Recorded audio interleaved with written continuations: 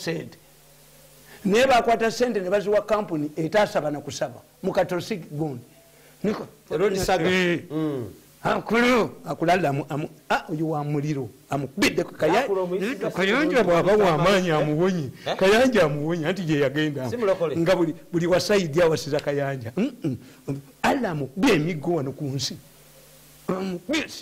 nenakalema naye bwasaana nakalema olaba nakalema yakwata omusajja gundi omusajja bamuyita kirunda nga nakalema yenyini yalagira bakube ekkanisa y'omundeeba mwanyina regional police commander Museveni yadda mukubani akubye ekkanisa nebakwata omusajja ano omusajja oyo naye namwagala yagaana okukkiriza sente omulamuzi yamala okubuuza abenamirembe abenakasero ekkanisa yamwe nti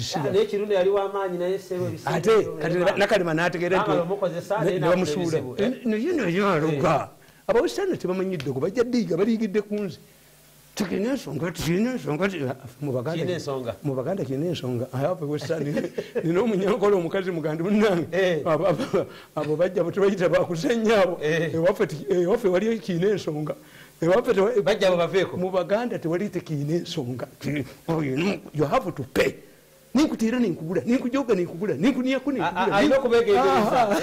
abaganda abaganda basoma eddiini ezi nga wagenze mu bannaddiini abo bolabaawo nokebera ebibugo wansi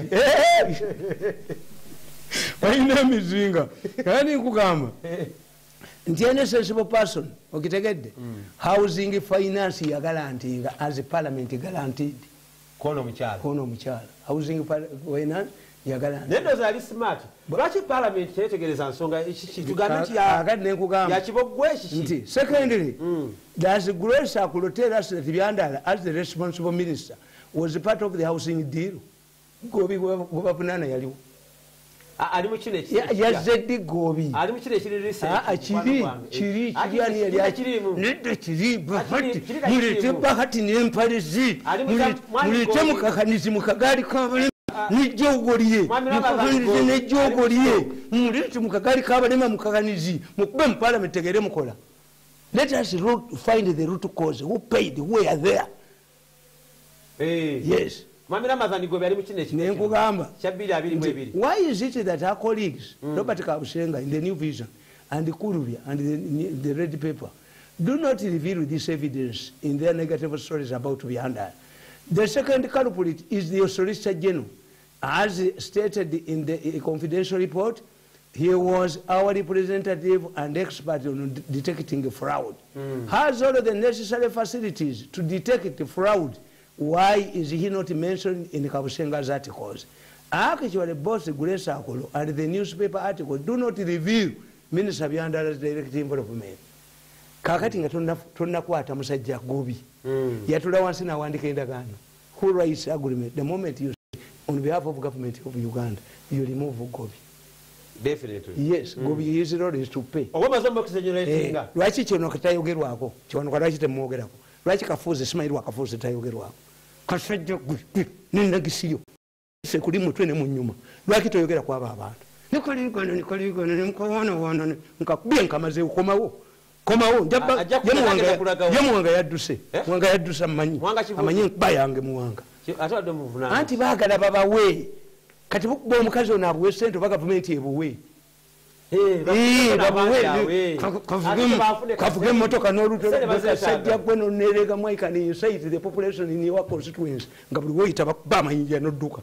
More popular in your constituency than you. Okakasa? Yes, nkakuba ekigwako. Tamale ateiva ku mujjo. Kasambi eyo na. Mugamba. Ani ajjayo gundi. Gundi ono. Ono. Ate tiyansasula. Ndiyo gata kusasula. Gundi. No. Nsoboka gwe yaddira mu kifo. Nyombi Tembo. First time ani yagenda ku Nyombi Tembo. Ku Nyombi. Yogera nti mirundi ejjo olabe. Nyombi Tembo westiwa. Genda buze nabbanja. Genda buze nabbanja. Namale wena kwezi. Satu.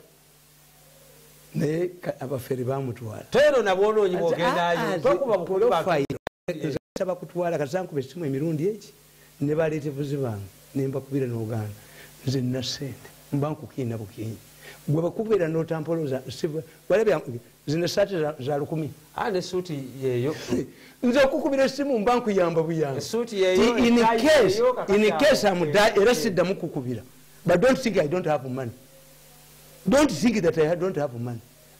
Sende bozirina mbanzirina era kitange yakugamba nti weewolengo oyina bwewola oyina sente omusajja n'omugaa nti njazizza zikomyewo lwoli ewolanga toyina jaga nti kukulira omusajja ono ddala wamatalina weewolengo oyina when I ring I have walaba sirina naye nze mmanya nti oyo abakanga lwabwogo talindabako njagala mubire ddala njagala mube lwabwogo oyo mugiremu ddala obujozi obwo ne bwe kitali badde ki kuba mmanyi nyinza okugendayo naye nasinikinga ngaava eri ne banvumbagirira leveero gyewa machines leveero simanyi tape sizo dinawusizemu ngaekyankwana nolimbulinze nono yotoge mbwatuke baba singa mukyalo kyogera nako 10 bafu 5 bagendedde ku bisago ejogerero nani ndi mujumu nokuma okunjoga aliyevuma lunaku lweyanjoga I left your father in law's government wakani nafuma nazala nina kintu kyenjagala okugamba nalengedde billboards nga 6 mu Kampala kakati buliza eza kugamba nti olaba ensonga eyokubiri ndabira nga ali serious ensonga eyokubiri ya bicycles nkugamba nti how ozekyalo bicycles ni za Museveni nandi 0C1 nkugamba this was done era bwe batuuka ku bicycles bakola kyekimu. What about the bicycle scandal? It is probable that the former local government permanent secretary wanted to get money from this project. But how was it that he was the only one who went to prison? The permanent secretary, Kashaka, fell into Grace Akulo's trap, which Lukwago did not. When you look at the shortlisted companies by Kashaka, they include those who had nothing to do with the bicycles. True, if you want to buy bicycles, why don't you go to credible companies like Hero, Lale, or Avon? If you deal with such companies and their agents, they do not operate on corruption. In fact, one of the companies that had been shortlisted to supply bicycles was Fishernet Manufacturing Company. Kalingejete Mugali. Shortlisting. Abatatunda Gali. If Museveni wanted to buy bicycles, he had given them Avon, Mulale. If you want somebody to buy iron sheets, Yamanji, Ogachimawa, Kumukaga, Amabati, Amategulu Gachima, Uganda Kires, Bamu Museveni, Bamu Tandikirau.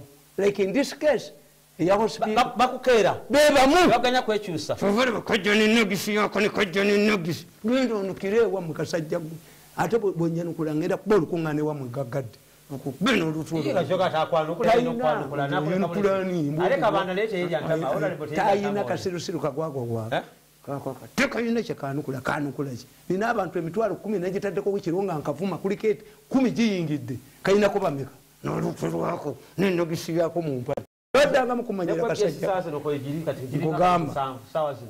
This was done to ensure that the credible companies were avoided. However, the mafia group in the government and their allies in the media executed the deal, and like the Roman judge, they deliberately spared the murderous cobbler and looked for an innocent medical doctor. The bicycle scam bears all of the hallmarks of the Uganda mafia, like the Katusi Road.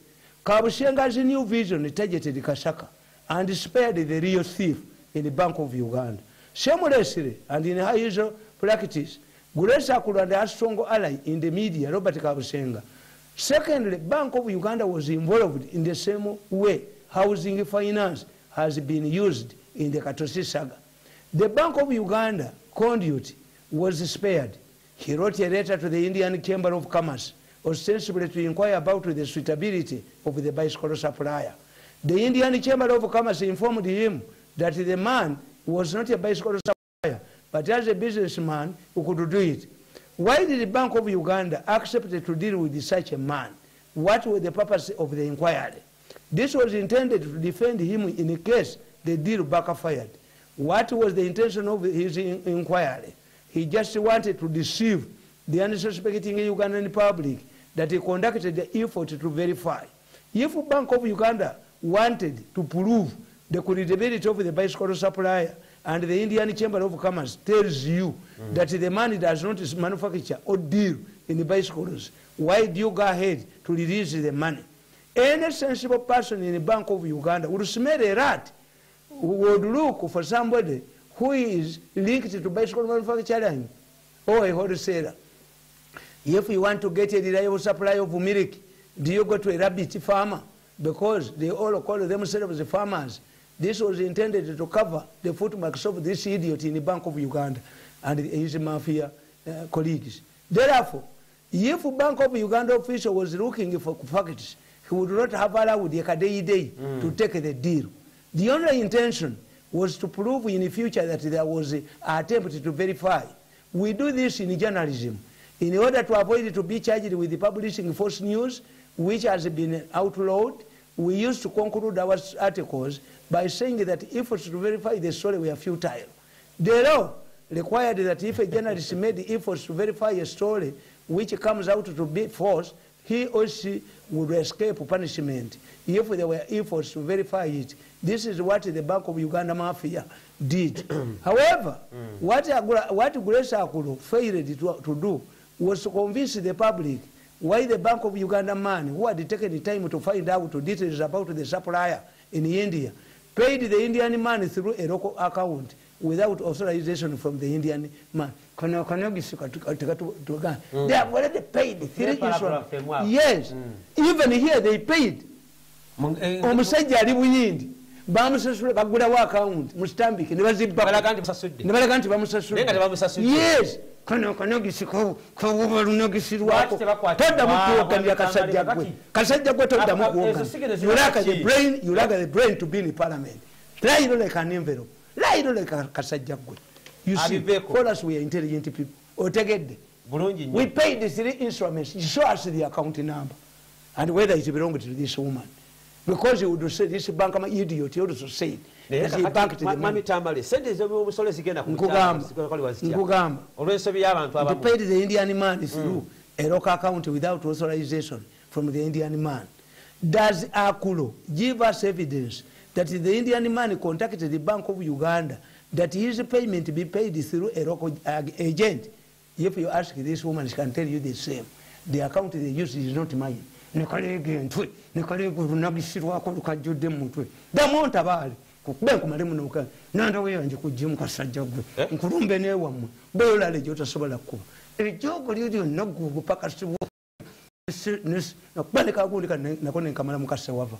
Campite Waku, Mbo, Archbishop Gonde, Samogere, no Lanya, Bagenda Kubera Wange, now we jango Joe or Jacosan, counting up in Mukubu.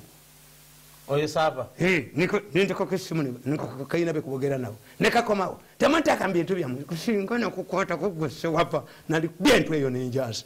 Yusika mwijoko. Onya aina asolo chaza abantu. So wabaka anti mu national chairman's office mu 7 years say before. Wali badibu ndambizi yali badabu kolira famu zambizi. Not to associate with the chairman of national chairman. So wapanga bamkwate bamusamu kumeranga byemoto. Yapako ne yanazalawo. Niko kale go timbe bifana yamwe yose amuki nakati ndalinye ndakasa mutwe nakubira omuntu amanya Archbishop Semwogere nemuganti ogenda kubera wase wavanu nti olanya ayagala kola strategy ye nawe akuyise naki ninka recording bagepa nkanka nenga bayina genda wase bali yo kali kagala kunkidinapi kakbenyondo ngakufunana chisa bakagula bugende ne balimba nti bumanyi songa nze simu yange njirekako when you ring my phone njirekako ninkulia byoyogera. If I can track this man mugago muiti revenge no Pakistan na muwolomi nagati there is no Africa with the technology. Technology amayembe mumanyi amayembe mukamanyimu abazungu mumanyi amayembe ekigago bakyo kakiri ekibi bi ejembe teribero ali bino nafuye ne gumba lyembizi ligo anti bawandikidde akatabo amanyi gemindi nenkozesa yazo kati okitegedde nti egaali zino ozigabera n'oluguudo lw'ekatosi tekyawukanye na kino obuyaye bususe ate but what pains me ekyo mutamanyi nti Besigye nze omuntu gwensinga okutya ye Besigye kati wakyogera ne luli. Yes. Kubanga all of these scandals end up demoralizing the population. kakati njagala okubuulira bagenda kudda gyali teri muntu yenna asobola kati kugenda mu bantu kuba leediyo z'omu byalo ate zo zibyogera bubi nnyo. Museveni omusajja atujjirira neke tubadde tusigazizako kemwanyi yaffe ate bawogera mukazi tuyinsinuweri mukazi omukazi ye yali muki oyo omukazi ali muki ayipite Museveni nti baala disiti baani bonna tebayina kubanga tebayina sisobola kudifendinga